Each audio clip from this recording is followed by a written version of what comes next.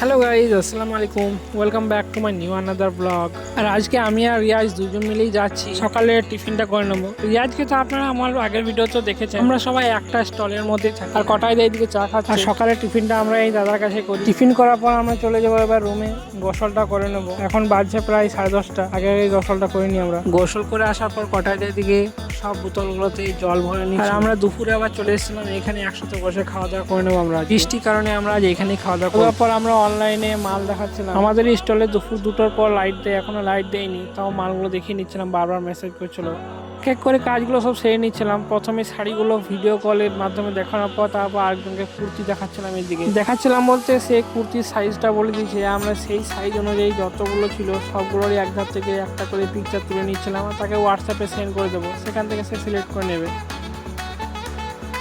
কুর্তি দেখানো কমপ্লিট। আরেকজনকে এদিকে শাড়ি দেখাচ্ছিলাম ভিডিও কলের মাধ্যমে। তখন দোকানে কোনো কাস্টমার ছিল না, তখন অনলাইনে মাল দেখিয়েছি। তারপর আবার কাস্টমার লেগে যাওয়ার পর অনলাইন বন্ধ করে দিয়েছি।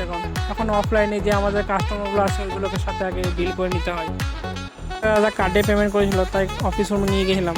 আজকে সকাল থেকে চাপ ছিল, বেশি কিছু ভিডিও করা হয়নি। আজকে রাত্রে খাবার আনতে গিয়ে দেখে আজকে রুটি শেষ হয়ে গেছে। আপনাদেরকে আগেও বলেছিলাম আমাদের এখানে একটু লেট হয়ে গেলে রাত্রে খাওয়া দাওয়ার অসুবিধা হয়। আজকে শুধু রুমালি রুটি আছে। ওটাই অতটা রুমালি রুটি পছন্দ করে না, কিন্তু কি করবো, কিছু করার নেই, আজকে এটাই খেতে। আর আজকে আমাদের রাতের মেনু আছে, এদিকে মটন কষা আছে, এদিকে ডিম চানা আছে আর রুমালি রুটি, আর তার সাথে একটা করে মিষ্টিও আছে। আজকের মতন ভিডিওটা এখানে শেষ করলাম। ভিডিওটি ভালো লাগলে অবশ্যই লাইক কমেন্ট শেয়ার করে যাবেন। দেখা হচ্ছে নেক্সট ব্লগে। টাটা।